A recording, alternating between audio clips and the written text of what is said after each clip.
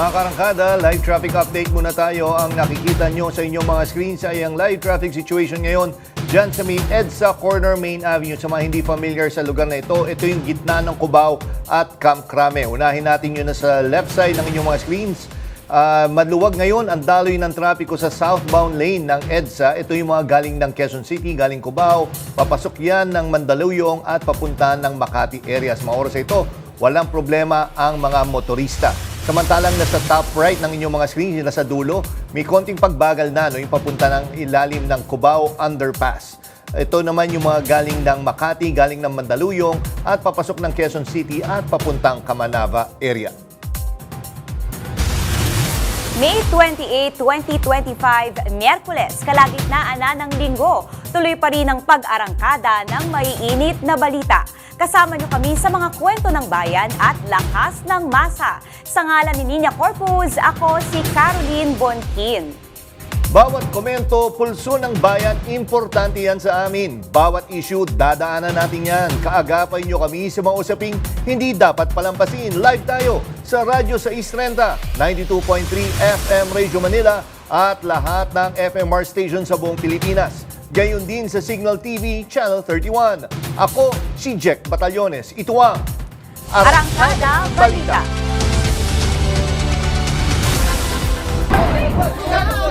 Dating Congressman Arnie Teves, dinampot ng mga operatiba sa Timor-Leste. 4 na magkakaanak kabilang ang isang bata, minasaker sa kanilang bahay sa Sultan Kudarat. Sa pool sa CCTV, Minimart sa Angeles City, hinold up. Ang suspect, nagpanggap lang pala na may dalang baril. Pangulong Ferdinand Marcos Jr., bumwelta sa mga humihiling ng kanyang pagbibitiw sa pwesto. Ba't ko gagawin yun? Wala sa ugali ko yung tinatakbuhan ng problema. At K-pop girl group na Blackpink magko-concert sa Philippine Arena. Namatay ang 4 na magkakaanak sa pamamaril sa kanilang mismong compound sa Maguindanao del Norte. Kabilang sa nasawi ang isang bata. Narito ang umarangkadang balita ni FMR News Davao correspondent Hernel Tokmo. Walang buhay at tadtad ng bala ng baril ang 4 na magkakamag-anak ng madatnan sa kanilang compound sa sitio Kilometer 14 sa Barangay Ladia, Sultan Kudarat, Maguindanao del Norte. Kabilang dyan ang 2 senior citizen at ang 8 taong gulang na babae. Samantala, naabutan naman na ligtas pero may tama ng bala ang lalaking yan sa loob ng bahay. Dinala siya sa ospital kasama ang 2 pang miyembro ng pamilya na mga sugatan din. Sa investigasyon, 6 na armadong lalaki na sakay ng minivan ang nasa likod ng pangmamassacre sa magkakamag-anak. Sinasabing sumibat ang mga suspect matapos magpaulan ng bala. Tinutugis na sila at inaalam na rin ang motibos sa krimen. Hernel Tokmo, umarangkada sa pagbabalita. Sa pool sa CCTV, ang pang-hold up sa isang minimart sa Angeles City, Pampanga. Ang suspect nagpanggap na customer. May umarangkadang balita si FMR News Central Luzon correspondent Gracie Rutao.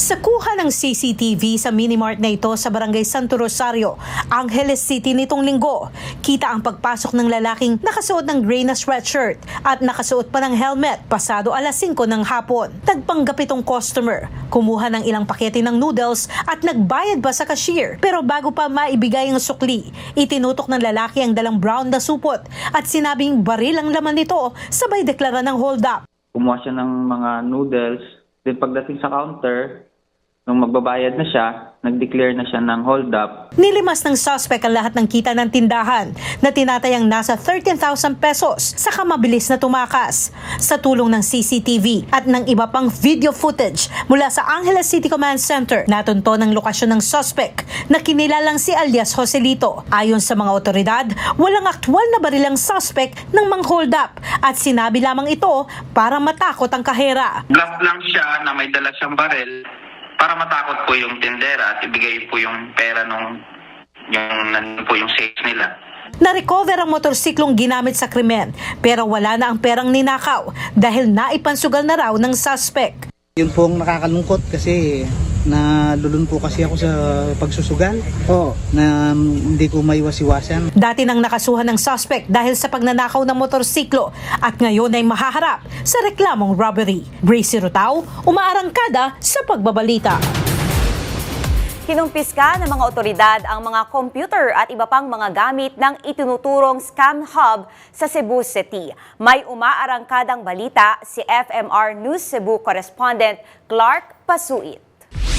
As the law directs, only the place and items above described and above enumerated. Matapos ihain ng search warrant kahapon, pinasok na ng mga polis kasama ang mga tauhan ng Regional Anti-Cybercrime Unit at Department of Information Communication Technology ang opisina ng sinasabing scam hub sa Barangay Kasambagan sa Cebu City kahapon. Layo ng mga otoridad na makakuha ng ebidensya mula sa BMJ Data Processing Services, ang BPO company na sinasabing responsable sa pang-scam na ibinulgar ng isang white hat hacker sa YouTube. Kabilang sa mga kinumpiska ang 43 computer units, mga laptops, external hard drives at mga cellphone sa loob ng opisina. Gagamitin ang mga ito bilang ebidensya. Nauna nang isinara ang opisina noong nakaraang linggo matapos maisyuhan ng cease and desist order. Ayon sa mga otoridad, may mga natukoy na silang empleyado ng naturang scam hub na makakatulong sa kanilang investigasyon. Clark Pasuit, umaarangkada sa pagbabalita. Sa pulsa CCTV, ang pagkatumba ng isang dump truck na may kargang mga bato matapos mawalan ng preno sa Davao City. Samantala, patay ang isang dayuhan matapos maaksidente sa kanyang motorsiklo sa isang condominium building sa kaparehong lungsod. Nagbabalik si Hernel Tokmo. Tumagilid ang dump truck na ito pagdating sa Davao Bukidnon Highway sa Barangay Tamugan, Marilog District, Davao City, Martes ng hapon. Nagkalat ang malalaking bato at tumama sa isang motorcycle rider. Ayon sa pulisya, nawalan umano ng preno ang driver kaya nawalan din ito ng kontrol sa kanyang minamanehong truck. Sugatan ang driver ng truck at ng motorsiklo. Naharap sa kasong reckless imprudence resulting in physical injury at damage to property ang driver ng truck. Katong driver sa motorcycle nga naigo sa mga bato sir is napa sa karon sa hospital and nasa ICU. So on hold pa karon ang driver sir na while waiting sa decision sa sa family kung i-settle ba, i-shoulder ang tanang damages and hospitalization sa driver nga naigo sa bato. Samantala, patay naman ang Amerikano na si Richard Huber Jr. matapos maaksidente sa kanyang motorsiklo sa Agdao, Davao City Lunes ng gabi. Sa investigasyon, mabilis umano ang takbo ng biktima at nang papasok na ito sa condominium, sinubukan nitong iwasan ang pick-up na pumapark sa espasyo. Pero bumangga ang biktima sa mga barandilya at tumilapon na naging sanhi ng pagkamatay nito. Hernel Tokmo, umarangkada sa pagbabalita. Inaresto ng mga otoridad sa Timor-Leste si dating Negros Oriental 3rd District Representative Arnolfo Arnie Teves Jr. Narito ang report ni Ryan Paraboles. Ibinahagi sa social media ni Axel Teves ang video ng pag-aresto sa kanyang amang si dating Negros Oriental Congressman Arnie Teves. Bandang alas 9 ng gabi nang pasukin ng mga taga Bureau of Immigration ng tirahan doon ni Teves at damputin siya. Ayon sa abogado ni Teves sa Pilipinas na si Attorney Ferdinand Topacio, dinala sa compound ng Ministry of Interior si Teves kasama ang abogado niya doon. Pero wala aniyang pinakitang warrant of arrest ang mga otoridad doon para ipaliwanag kung bakit inaresto si Teves. Humihingi ng political asylum sa Timor-Leste si Teves na nahaharap sa kaso ng pagpatay kay Negros Oriental Governor Roel Degamo at iba pang kaso ng krimen sa probinsya. Ayon naman sa biyuda ng gobernador na si Congresswoman-elect Janice Degamo, nararapat lang ang pag-aresto kay Teves. Sa korte na aniya sila magkikita kaugnay sa kasong pagpatay kay Degamo at 8 iba pa. Hinihintay naman ng Department of Justice ang susunod na aksyon ng gobyerno ng Timor-Leste. Nakahanda na umano sila sakaling ilipat na sa kustodiya ng Pilipinas si Teves. Ryan Paraboles, umaarangkada sa pagbabalita. Pinasisilip ni One Rider Party List Representative Rog Gutierrez sa Kamara ang implementasyon ng No Contact Apprehension Policy or NCAP. Ito'y sa harap ng mga hindi pa nare-resolbang issue rito na nagdudulot ng kalituhan sa mga motorista. Naghain na ng resolusyon sa Kamara si Gutierrez para ipasilip ang mga isyong kinabibilangan ng hindi malinaw na guidelines sa paglilipat ng may-ari ng sasakyan. Hindi pare-parehas na implementasyon ng batas trapiko at mga reklamo sa mga hindi malinaw na road signages. Nanawagan si Gutierrez na ipagpaliban muna ng MMDA ang pagpapatupad ng NCAP hanggat hindi pa nare-resolba ang iba't ibang issue ukol dito. Bukas si Metro Pacific Tollways Chairman Manny V. Pangilinan sa ideya ng toll holiday sa kahabaan ng NLEX Connector. Ito'y habang ginagawa ang 2 taong rehabilitasyon ng EDSA simula June 13. Nauna nang inanunsyo ni Ramon Ang ng San Miguel Corporation na gawing libre ang Skyway Stage 3 bilang tulong sa inaasahang bigat ng trapiko. Sakaling matuloy, makakatulong ito para mapaluwag ang daloy ng mga sasakyan, lalo na sa mga biyaheng north to south ng Metro Manila. Samantala, muling nilinaw ni Pangulong Ferdinand Marcos Jr. na walang kinalaman ng Malacanang sa impeachment case laban kay Vice President Sara Duterte. Sa panayam matapos ang 46th ASEAN Summit sa Malaysia, iginiit ni Marcos na desisyon ito ng 2 kapulungan ng Kongreso, ang mababang kapulungan bilang prosecutors at ang Senado bilang impeachment court. Aniya, matagal na niyang sinasabing hindi siya pabor sa impeachment. Dagdag pa niya, ang mga naghain ng reklamo ay hindi bahagi ng administrasyon at hindi niya ito maaaring utusan. Kasunod ng diretsahang pahayag ni Pangulong Marcos na ayaw ko ng impeachment at wala raw siyang kinalaman sa inihaing reklamo laban kay Vice President Sara Duterte, makakausap natin ngayon ang isa sa mga pinaka-vocal na legal advocates sa mga isyong pampolitika sa bansa. Live via Zoom, makakasama natin si Attorney Dino De Leon, Public Interest Lawyer and Trustee of Human Rights and People Empowerment Center. Magandang hapon po, Attorney Dino De Leon. Welcome po ulit sa Arangkada Balita. Jack Batallones po and Caroline Bongkin. Magandang hapon, Jack and Caroline, and sa lahat ng ating mga manonood, magandang hapon din. Okay, sir, no, ito malapit na next week. Mukhang ito na hinihintay natin, no, yung mag-ano ni sa impeachment court. Para sa mga ordinaryong Pilipino na nalilito na, maraming narrative. Paano ba natin dapat maintindihan ang tunay na halaga ng impeachment bilang isang demokratikong proseso? Well, ang kailangan nating maintindihan sagrado ang tinatawag nating impeachment, no. Ito ay nakalagay sa ating 1987 Constitution, ang ating saligang batas, ang ating fundamental law at ang pinaka-importanteng dokumento na nagpapatakbo sa ating republika. Tama rin naman ang sinasabi ni President Marcos, ni Pangulong Marcos, na hindi dapat siya kasali sa impeachment kasi ito ay desisyon ng House of Representatives at saka ng Senado, no. Having said that, alam mo, Jack, na sa ating saligang batas, meron tayong tinatawag na impeachable officials. Ito yung mga makapangyarihan na opisyales at mga pinaka-importanting opisyales sa ating gobyerno, no. Kaya sila impeachable official kasi hindi dapat natin sila masyadong guluhin sa kanilang mandato at trabaho.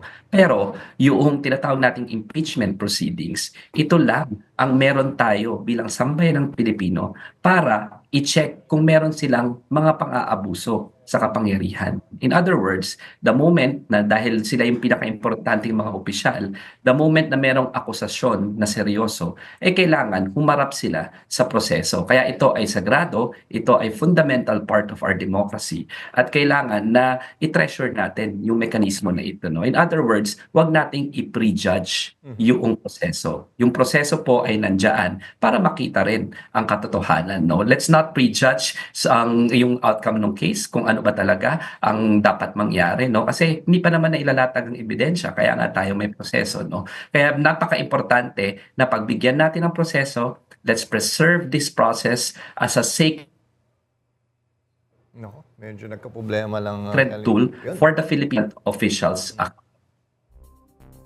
Nagkakaproblema, no? Maganda pa naman yung pinapaliwanag niya. Kasi yun nga, next week, magsa-start na yung di ba? Pero yun nga, ilang days lang to Yes. Okay, nandiyan na ulit si Attorney. Okay. Sorry, Attorney, medyo pumangin lang signal. Yun. So ito yung pinaka-importante, no? Pinakasagrado na proseso na kailangan i-preserve natin. It's a fundamental part of our democracy to make sure na meron tayong prosesong pagdadaanan para dun sa pinaka makakapangyarihan na leader natin, lalo na kung merong seryosong akusasyon. No? So sagrado yan, pagbigyan natin ng proseso, let's not prejudge the entire political situation. No? Kaya tayo may proseso para tingnan natin yung ebidensya. Okay. Attorney, siguro para lang din sa mga nanonood at nakikinig, no, siguro mas magandang ma-clarify, tama, no, ang impeachment process kasi, hindi kasi siya criminal and civil in nature. So, ang magiging ine-expect na magiging hatol dito, it's either acquitted or convicted. Tama po ba, attorney? And yun po bang pagkakaroon ng perpetual disqualification from holding public office? Meaning, yung hindi na pwedeng tumakbo ulit sa kahit anong posisyon sa pamahalaan. Ito po ba ay magiging kasama doon sa magiging hatol in case of conviction or ito ay optional lamang? Ang impeachment process, hindi yan civil, hindi yan criminal. Ang pinag-uusapan lang dito pwede pa bang manatili yung mataas na opisyal sa kanyang tungkulin, lalong-lalo na ang mga akusasyon ay matataas. Alam mo, exclusive kasi ang list doon sa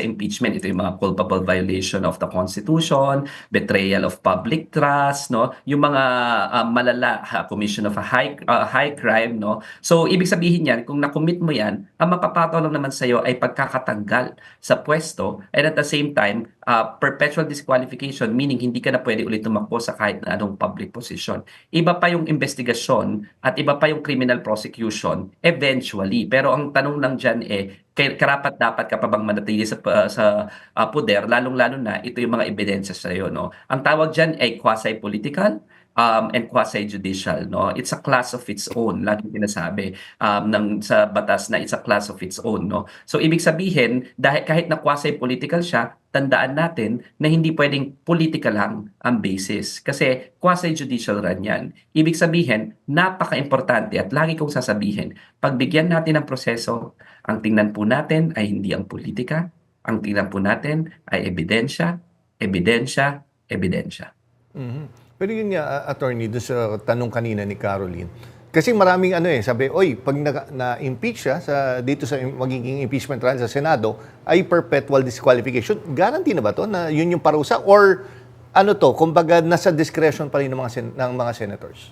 Tama ka dyan, Jack, no, na perpetual disqualification kasi kung sakasakali natanggal ka sa pwesto at napatunayan batay sa ebidensya na hindi ka karapat-dapat sa pwesto, importante na ipakita na hindi ka rin makabalik sa pwesto. No? Kaya meron tayong tinatawag na perpetual disqualification. So yung tinatawag natin, kasama yan, accessory penalty na kaagad yan. No? Pag tinanggal ka, dapat maipataw rin sa iyo ay perpetual absolute disqualification. Okay. Attorney, ganito maraming excited nga sa pagsisimula ngayon June 2 nga binigay na date ni Senate President Chis Escudero.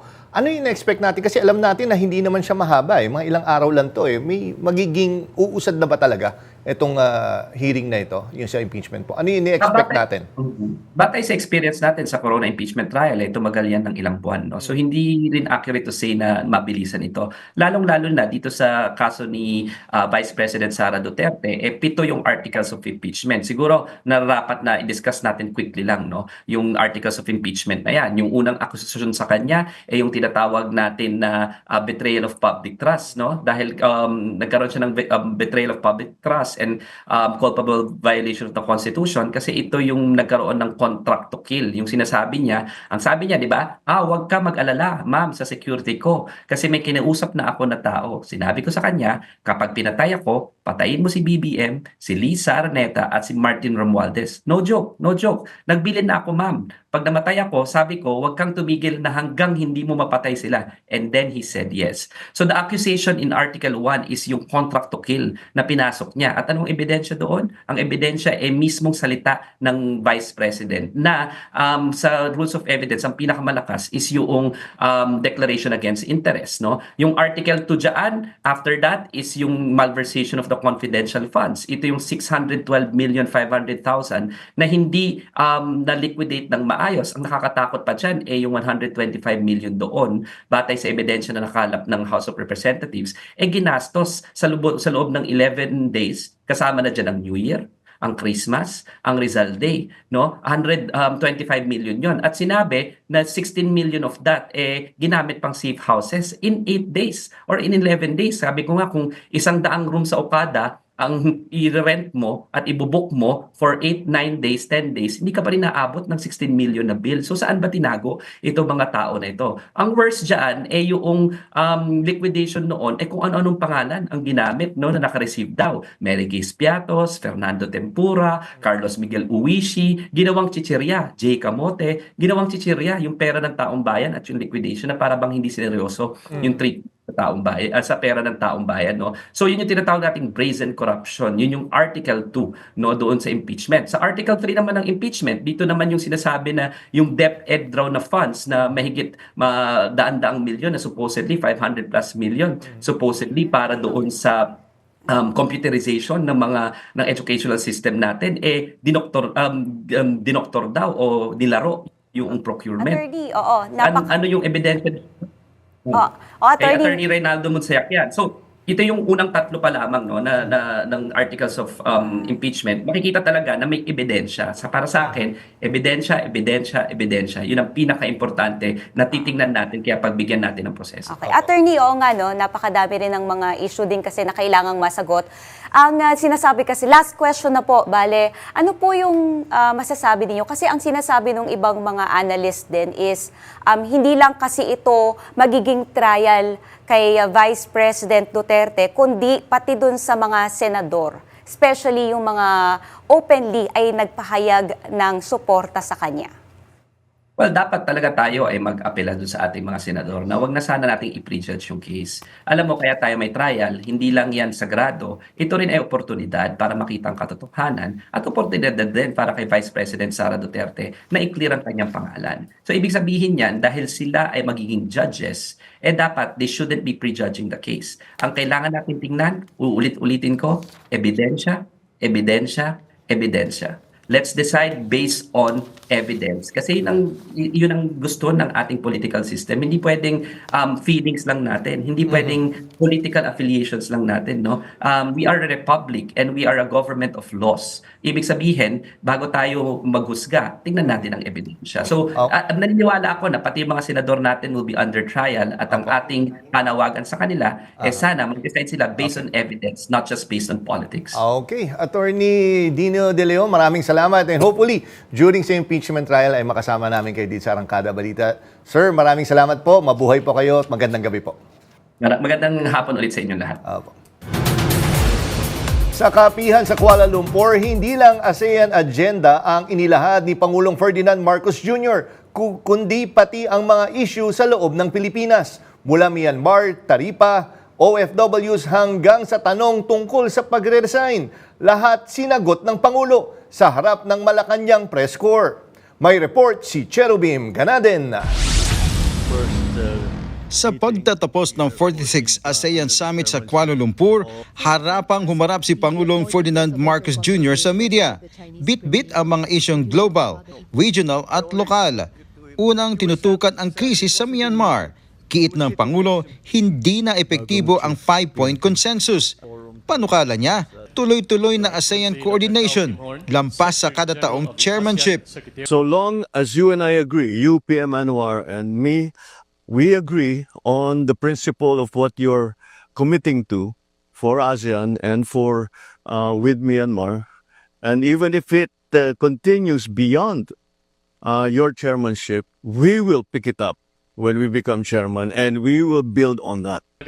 Tinutukan din ng summit ang unilateral tariffs, mga patakarang pangkalakal na umano'y nagpapahina sa merkado ng ASEAN. Kahit ibalik, bura lahat, rewind lahat, back to what it was in January. Tomorrow, nangyari tomorrow, we're back to square one. Tungkol sa tariff, meron ng permanent effect na hindi na mawawala. Inamin din ni Marcos ang maikling usapan nila ng Chinese Premier. Hindi formal, pero malaman. Well, you know, Mr. Trump has his own, seems to have his own idea. But we certainly do not want this to continue. It's not good for everyone. We don't want this. So that's We were just walking along. Hindi kami nakaupo na nag-usap ng ganun. Nagpahayag din siya ng kumpiyansa sa BARMM at Mindanao kasunod ng $400 million support mula sa Asian Development Bank. We always talk about land of promise that we never were able to see the promise of. I think there's a chance now that we will. At sa domestic front, tila hindi naiwasan ang tanong, impeachment ni Vice President Sara at bumababang survey ratings. I didn't want impeachment. Lahat ng kakampi ko sa Kongreso hindi nag-file ng impeachment complaint. Sa tanong kung magre-resign siya, ba't ko gagawin yun? At wala sa ugali ko yung tinatakbuhan ng problema. bukas din si Marcos sa pakikipag-ayos sa pamilya Duterte. Pero may kondisyon. You don't put conditions to reconcile. If you're sincere, you want to reconcile, let's sit in front of you. Ano ba talaga problema? Paano nangyari ito? Tanggalin natin ang problema. Cherubim Ganaden, umaarangkada sa pagbabalita. Hindi daw dapat mabahala sa isang survey lang. Ito ang tugon ni Pangulong Ferdinand Marcos Jr. matapos tanungin tungkol sa pagbaba ng kanyang trust rating batay sa Pulse Asia Survey. Sa isang kapihan kasama ang media sa Kuala Lumpur, ipinunto ng Pangulo na dapat suriin muna ang source ng datos bago ito gawing batayan ng rating. It was madami pang survey, just don't base it on one. Know your source. That's always a imperfect information makes you make imperfect decisions. Sa harap ng mga tanong kung pang-campaign promise lang ba ang 20 pesos per kilong bigas, sinagot ito mismo ni Pangulong Ferdinand Marcos Jr. sa kapihan sa Kuala Lumpur. Narito ang report ni Angela Babad. Sa unang pagkakataon, matapang ang sagot ni Pangulong Marcos sa tanong kung kaya ba talagang maipagpatuloy ang 20 pesos per kilo na bigas para sa masa. We could not do it before. Hindi kaya kasi hindi pa kaya ng sistema. Iba pa yung presyo ng bigas noon. Hindi pa tayo Kaya yung mga bilateral na ginagawa namin, we're making deals with different countries para yung presyo mapako na hindi pa bago-bago. Aminado ang Pangulo, hindi naging madali. Bago pa man ibaba ang presyo, inuna muna ang suporta sa mga lokal na magsasaka. Ang Kadiwa ng Pangulo program ang naging susi. Nagsimula ito sa Visayas at susunod naman sa Mindanao sa Hulyo. Ang mga benepisyaryo, senior citizens, PWDs, solo parents at indigent families. Tinatayang 15 million households ang target saklawin bago matapos ang termino ng Pangulo sa 2028.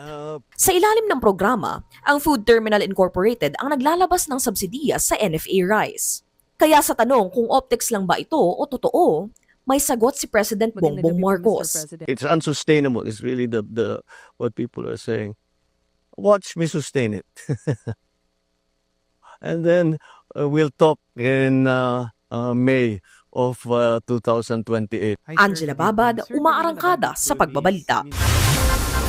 Sa aming pagbabalik, alin nga ba ang dapat maging batayan sa napipintong impeachment trial ni VP Sara Duterte? Ebidensya, public opinion o personal na konbiksyon ng mga senator judge? Ang masasabi ng taong bayan, alamin. Marami pang mainit na balita sa pagbabalik ng Arangkada Balita.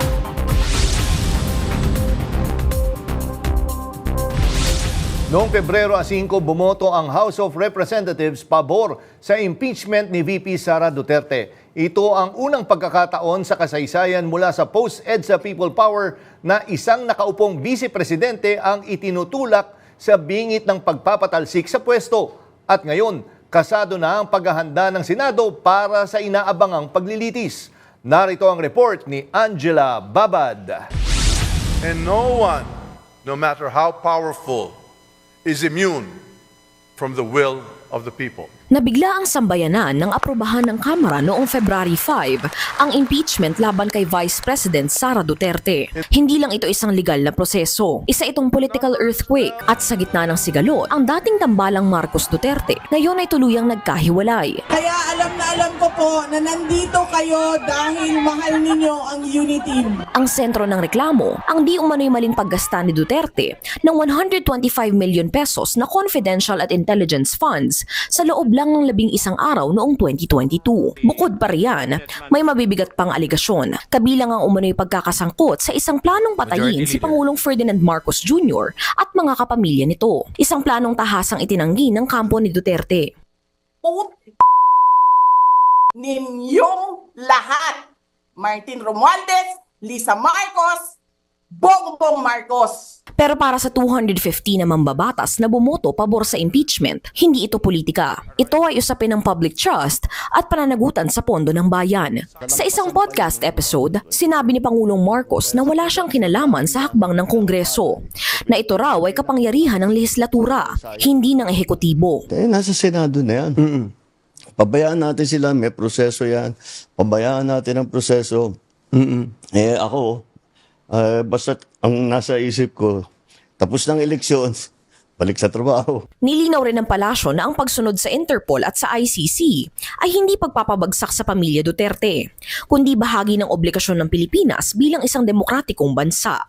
Sa darating na June 3, formal na uupo ang Senado bilang impeachment court. Una nang tiniyak ni Senate President Francis Escudero na babasahin sa plenaryo ang 7 artikulo ng impeachment sa June 2. Mataas ang tensyon sa Senado. 16 na boto ang kailangan para mapatalsik si Vice President Sara Duterte. 9 naman ang sapat para siya ay maabsuelto. At kung siya'y mapatalsik, si Pangulong Marcos ang pipili ng bagong Vice Presidente mula sa Kongreso na kailangang aprobahan ng Senado at Kamara. Sa kabila ng mga batikos, nanindigan si Pangulong Marcos na hindi siya ang arkitekto ng sigalot. At kung pagbabasehan ng dami ng mga bumotong mambabatas na muling nanalo nitong midterm elections, tila buo pa rin ang suporta ng publiko sa hakbang ng Kamara. Para sa marami, ito ang pagsubok sa kakayahan ng pamahalaan na panindigan ng pananagutan.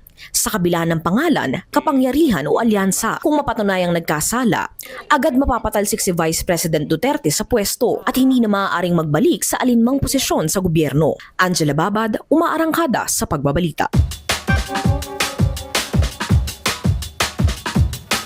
Sa nalalapit na impeachment trial ni VP Sara Duterte, tanong ng bayan, ano nga ba ang mas dapat pagbatayan ng boto ng mga senador? Konkreto bang hawak na ebidensya o konsensyang tahimik pero matimbang? May malinaw na masasabi ang taong bayan dyan.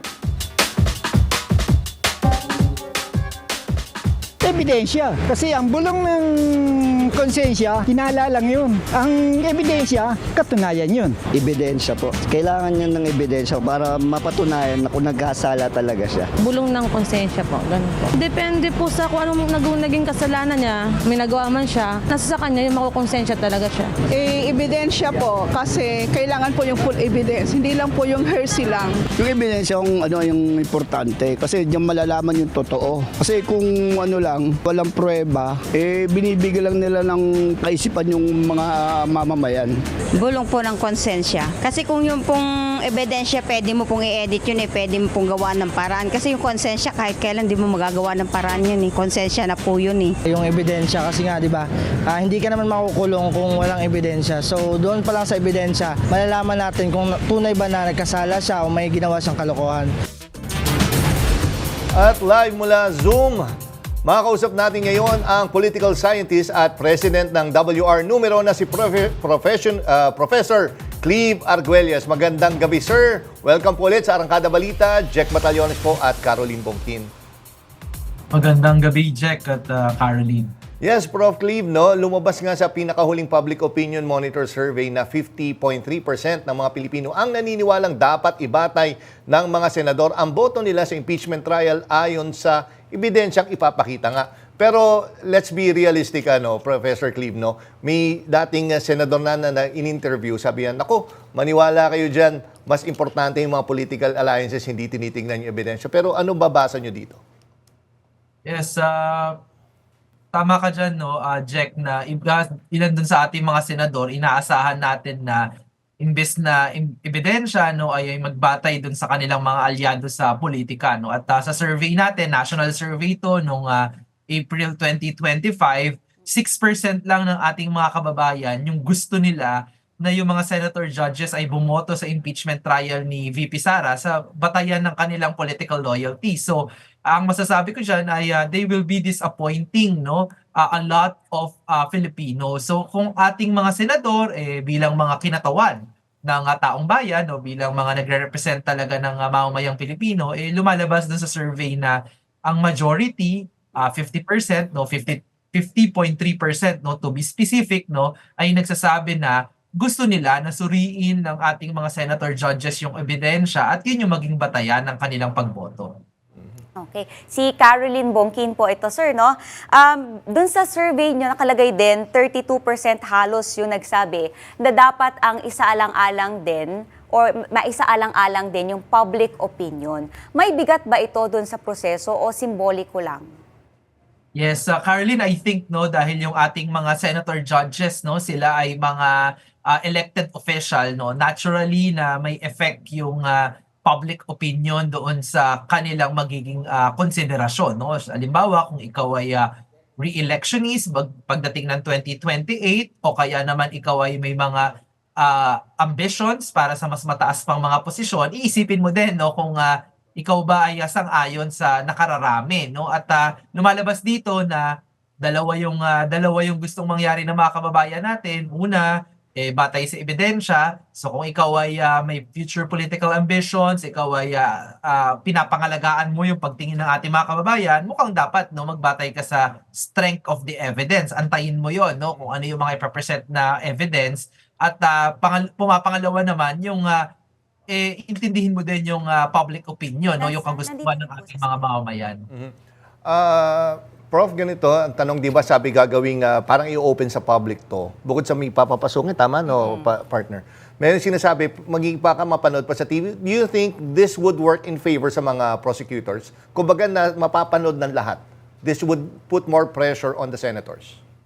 Yes, I think maganda yung idea na bukas no at accessible sa mga mamamayan yung magiging daloy ng buong impeachment trial no, yung buong paglilitis. Kasi alam mo yung impeachment hindi lang naman siya I think nandito si Attorney Dino De Leon kanina no sa inyong programa. Hindi lang naman siya isang legal na proseso. Ito din ay isang napaka-political na proseso. And by political, ibig sabihin kasama no yung taong bayan. Kaya nga usapin dito ay mayroon ba tayong pagtitiwala? Nawala ba yung ating pagtitiwala? Halimbawa, may na-violate ba yung constitution, no? O ilang mga provision sa ating constitution. No? So a lot of it ay medyo political questions din. No? Kaya maganda na mababantayan ng taong bayan kung paano yung ating mga senator judges ay titignan, no? I-appreciate yung ebidensya. So, kumbaga, merong hindi maaaring basta-basta ipagsawalang bahala ng mga senator judges kahit pa halimbawa sila ay known na alyado, sila ay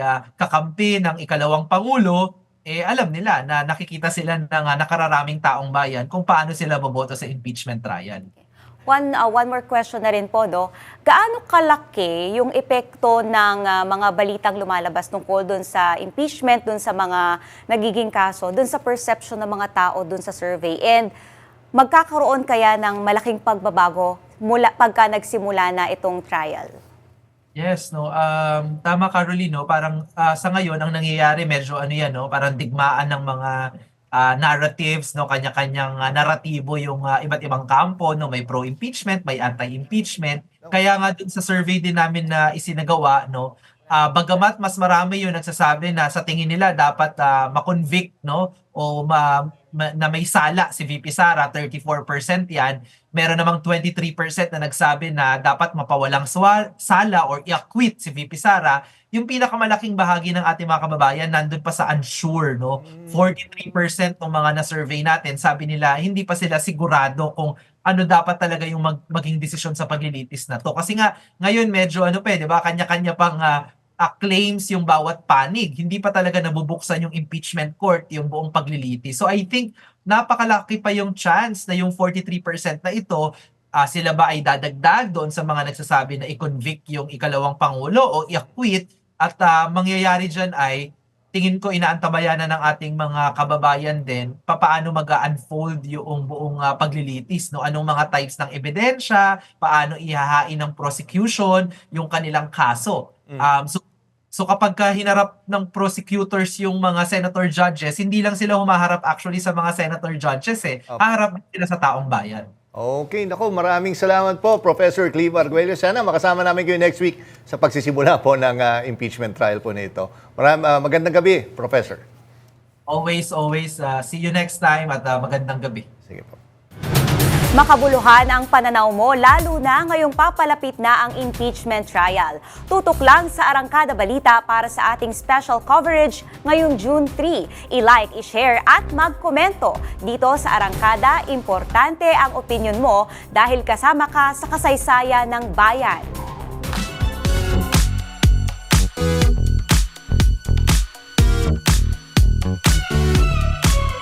Heto na ang mga umaarangkadang showbiz balita ngayong Miyerkules. Good news ito para sa mga Pinoy Blinks. Because Blackpink will be in Bulacan.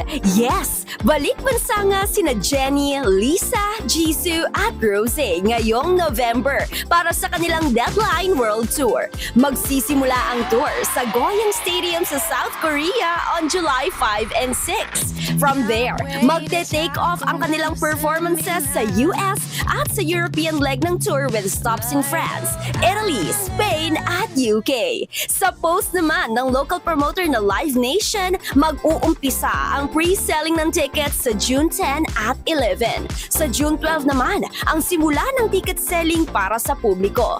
To follow naman ang pricing details.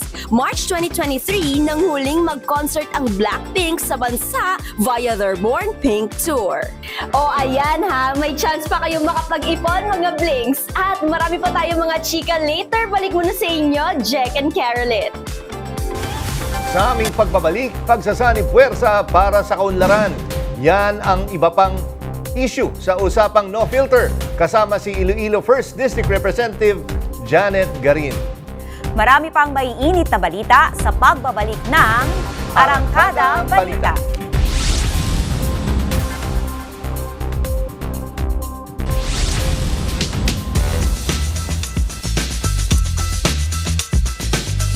Habang papalapit ang pagbubukas ng 20th Congress, lalong lumilinaw ang suporta ng mga mambabatas para sa liderato ni Speaker Martin Romualdez. Kasabay nito, kapansin-pansin din na karamihan sa mga kongresistang sumuporta sa impeachment ay nanalo sa katatapos na halalan. Indikasyon daw ito ng kumpiyansa ng taong bayan sa panawagan ng Kongreso para sa pananagutan. Kaugnay niyan, kasama natin ngayon dito sa PRTV Prime Studios ang isa sa mga aktibong leader ng Kamara at miyembro ng Alyansa, si Iloilo 1st District Representative Janet Garin. Magandang gabi po, Congresswoman. Magandang gabi, Caroline. Magandang gabi, Jack. At maraming salamat sa pag-imbita sa akin. Yes, Congresswoman, unang tanong siguro muna, eto natapos itong 19th Congress. Ano tingin mo yung magiging highlight at paano nyo gusto kayong matandaan dito sa 19th Congress po? Naputol man, pero nagkaroon ng malaking impact at kaya dapat ipagpatuloy sa 20th Congress yung Quinta-Com.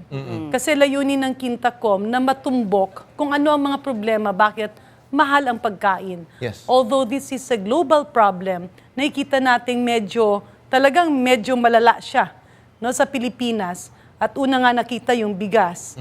At nakita na yung mga middlemen or traders ay napakarami, 3 to 5 layers, at sila yung nagkokontrol kung saan ibebenta, paano ibebenta. At sila ay nakatago, no, sa iba't ibang anyo at iba-ibang katauhan. Nakita rin doon yung, of course, the basic commodity, kailangan ng malinis na tubig. Andun din yung itlog na siyang supposed to be the cheapest and the most efficient source of protein. And this can be an opportunity. Ang sabi nga ng Department of Agriculture, oo nga no, tutukan kaya natin yung egg production. So ito yung mga bagay-bagay na dapat ipagpatuloy sa 20th Congress kasi naputo lang. Pero nagkaroon naman ng magandang resulta in terms of accountability or our oversight powers looking at the departments. Ano ba yung mga ahensya na dapat gumagawa ng hakbang para yung serbisyo sa bawat pamilyang Pilipino na pagdala ng murang pagkain ay makamit. Based na po ba dun sa mga naging session ng Quintacom, ano na yung nakita nyo na mga pwedeng punot dulo nung pagkamahal ng mga pagkain natin, especially yung bigas? Sa usaping bigas, although magandang intensyon ng Rice Competitiveness Enhancement Program, yung batas na nagawa nga, magandang intensyon pero merong napasok na sabihin na natin yung pagtaas ng buwis ng imported rice, hindi naman binaba ng local financiers. Kasi minsan tinatawag nilang farmers sila, pero actually, pasensya na, pero I can call them fake farmers. Kasi they're pretending to be farmers, pero sila mga namumuhunan at minamanipula rin nila yung presyo. Kaya nagiging problema ng gobyerno.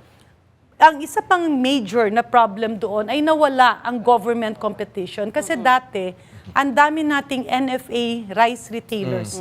Kapag umaakyat ang presyo ng bigas, nagkakaroon ng monopoliya, nagkakaroon ng sabwatan between the wholesalers and the traders, ang ginagawa ng gobyerno talagang binubuhos ang NFA rice sa ating public markets. Yan ang nawala. And when there is no competition, kawawa ang taong bayan. At binalik nga sana ito dun sa ating Anti-Agricultural Smuggling Act. Pero sa Senado, pinatanggal ulit ito. So in other words, talagang nagiging mahirap kasi nagkaroon ng parang killer amendment dun sa ating Rice Competitiveness Enhancement Program. Congresswoman, napakatagal na kasi paulit-ulit na lang ng isang nagiging issue, especially sa mga agricultural products natin. Mapasibuyas man yan, bawang, bigas, yung middleman, yung problema sa middleman and hoarding. Ano kaya yung pwedeng maipasa or may kailangan bang i-amyendahan para Sa pananaw ko, kasi palaging iniisip natin batas ang solusyon. Pero yung isang major power ng Kongreso, ando doon na yung mga batas eh. But the oversight powers of Congress, ibig sabihin yung pagpapatupad nito, yung pagtingin kung saan ba nagkakaroon ng mga points of avoiding the law, yun ang mga dapat tutukan. At ipinakita nga ng Quintacom na kaya talaga itong tutukan. Kailangan lang talaga ando doon yung political will na whatever the findings in the legislative during this oversight committee hearings ay maipatupad naman ng eksekutiba ang kanilang parte. No, because hindi lang naman kung may sabwatan, ando doon din kasi yung tolerance ng ating ibang government executive offices. Kaya nga maganda yung sinabing magkakaroon ng reassignment, shuffle sa kabinete ng Pangulo. But I believe more than that, there's also a deeper problem. Hindi kasi ibig sabihin na kung qualified ka, magaling ka, matalino ka, kaakibat ng liderato, kaakibat ng posisyon, kaakibat ng power is the political will to manage.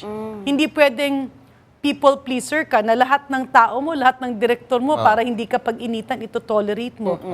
Kasi maski anong sipag ng taas, kung pagdating sa baba, walang pakialaman, palaging nasa labas, palaging nasa biyahe, mahirap. Yes, oo. Congressman, ganito, no? Nakita nyo yung may hamon nga kanina narinig natin kay Pangulong Bongbong Marcos. Marami nagsasabi na, ay, ngayong kampanya lang yan, yung 20 pesos na bigas. Ano tingin nyo maitutulong ng Kongreso para talagang matulungan ng ating Pangulo para masustain talaga yung program na to at hindi lang to hanggang katapusan ng taon, talagang long-lasting itong 20 pesos po na hindi rin malulugi syempre yung mga magsasaka? Dalawang bagay. Ibalik talaga natin ang NFA rice retailers na kapag nagkakaroon ng monopoliya o sabwatan, papasok ang gobyerno to allow the local sellers, local retailers na magbenta ng NFA rice. Kasi ang NFA rice is subsidized At nakikita naman natin, hindi naman siya masamang klase ng bigas. Yan yung isa. Pangalawa, on the legislative aspect, legislation din yun At I hope the Senate will also do the same. Kasi ilang beses na ginagawa ng Kongreso, pinuputol, no? Pasensya na, nakakatay sa Senado. Ngayon naman, yung pangalawa, yung budget allocation. Sa problema ng buong mundo na pamahal ng pagkain, ang solusyon talaga doon ay may subsidy sa pagkain. Kaya nga we need to subsidize the farmers. Government funds should go to where it should be. No, hindi kasi pwedeng, ito yung aming mga wants. We have to shift. Ito yung needs ng taong bayan. No? Kaya doable siya, pwede siyang maging sustainable, pero andun yung dalawa. yung competition na pinoprovide at livelihood pa yan, opportunity livelihood ng ating mga maliliit na negosyante. Andun din yung on the budgetary side, yung allocation ng subsidy. Long term yan pero kasi dapat ang suporta sa agrikultura para mataas ang yield. No, ibig sabihin yung aanihin ng ating farmers ay sapat para namang kumita sila, and at the same time, maiengganyo, ma-encourage yung mga taong magtanim. Ang punot dulo naman din kasi po, kapag nakakausap natin yung mga magsasaka sa ground, and pati rin yung mga ibang implementasyon ng programa is yung budget. So, ang nangyayari kasi, may available na programa yung gobyerno. Okay? Isa-subsidize supposedly. Pero yun nga ang unang-unang tanong, kapag nag-open ang Kongreso at ni-resume yung kinta ko, ibabalik ko yung panawagan ko sa Department of Agriculture na bigyan ng talagang categorical definition kung sino ba ang isang farmer. Kasi lahat nag-claim na farmer pero ang totoong nangyayari, dun sa baba, yung ating kawawang mga magsasaka ay merong kapitalista kung saan tali na sila Hindi pa man naaani, wala na silang choice sa presyo. And this is something that should be addressed. Kasi yung mga kapitalista ang humahawak, mahihirapan syempre ang ating mga totoong farmers. And this is the subsidy that government or taxpayers' money should be going. Pero Congressman, ganito, bukod sa food security, of course, in economy, ano pa yung tingin nyo dapat maging focus ng 20th Congress? Ano tingin nyo yung mga dapat bigyan ng atensyon? Let me call it KMT. No? Kalusugan, murang pagkain at trabaho. Kasi kung titingnan mo, yung hinaing, yung boto ng taong bayan noong nakarang eleksyon, tumutumbok dun When Senator Kiko Pangilinan came out and said, ang programa niya ay murang pagkain sa bawat pamilyang Pilipino. And then he will always explain paano. No? Magtanim kayo, bibilhin ng gobyerno, kaya man o hindi, andun yung pag-asa sa taong bayan. So ibig sabihin, yan ang gusto nila. And we have to listen to our people. Pangalawa, kalusugan KMT. Kasi sentro ang kalusugan. Pag may sakit ka, talagang bagsak ang isang pamilya. Sinasangla, pati bahay, pangkabuhayan, kasi may sakit ang isang Now, the problem with health, pasensya na kasi marami rin akong kakilala doon. Pag ando dun yung sa Bagong Pilipinas, andyan yung serbisyo. Pag umalis na yung mga lideres ng Bagong Pilipinas, bumabagal ulit. May mga pondo na halos ma-revert na lang kasi ang tagal ng planning, ng design, paulit-ulit na yan So, dapat yung liderato ng Department of Health ay nasa baba. No? Para yung mga hindi masyadong magpe-perform or mabagal ang serbisyo ng kalusugan ay medyo ipupulis. Hindi pwedeng palagi lang napakisama. Kasi ang palaging sentro ng ating serbisyo ay yung bawat pamilyang Pilipino. Ang ganda ng programa, ng Medical Assistance Program. Pero kapag hindi nababayaran yung mga hospital, they will cut services. So again, ito yung mga bagay na dapat pagtuunan ng pansin. Ganun po. Kaya KMT, kalusugan, murang pagkain, trabaho. And trabaho will actually transcend to increase tourism kasi doon naman maraming oportunidad for our country and of course, more investors. Okay, sige. Again, congratulations po ma'am sa muling pag-upo and good luck po. Ma'am. Maraming salamat. Maraming salamat po, Iloilo Representative Janet Garin sa pagpasyal dito sa Arangkada Balita po.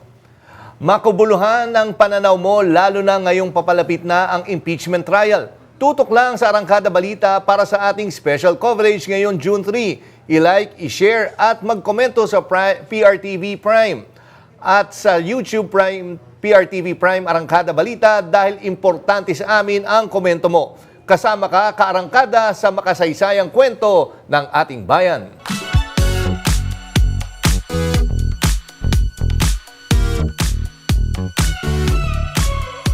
Big winner sa 2025 American Music Awards ang pop singer na si Billie Eilish.